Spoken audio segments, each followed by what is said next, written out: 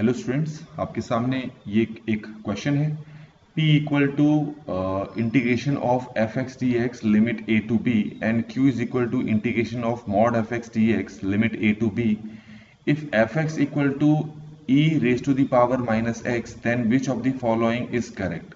आप देख सकते हैं जो p और q है दोनों वैसे लगभग इक्वली दिख रहे होंगे, बस अंतर इतना है कि यहाँ एफ एक्स है और यहाँ पर मॉड एफ एक्स है। ठीक है, तो पहले तो आप ये देख लें कि ये जो एफ एक्स है हमें कितना दे रखा है, ये दे रखा है e माइनस एक्स।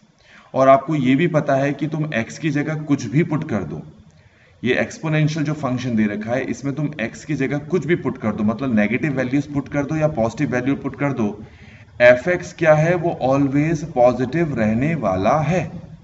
तो ये बात आपको समझ में आ गई होगी। तो इसका मतलब ये है कि अगर f x e raise to the power minus x है तो मॉड एफ एक्स अगर मैं इसके दोनों तरफ मॉड लगा दूं तो मुझे कुछ ऐसा लिखना पड़ेगा, और mod of e minus x ही रहेगा। ठीक हो गया। ऐसा क्यों हुआ? क्योंकि जो ये e माइनस एक्स है, e की पावर माइनस एक्स है, ये ऑलवेज पॉजिटिव रहता है, तो इसके साथ मॉड लगाने से कोई फर्क नहीं पड़ता।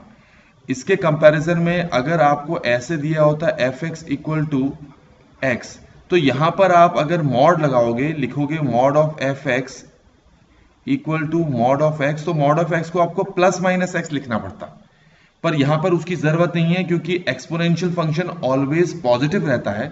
तो इसका मतलब है कि पुट करके दिखा देता हूं, कंफ्यूजन ना हो।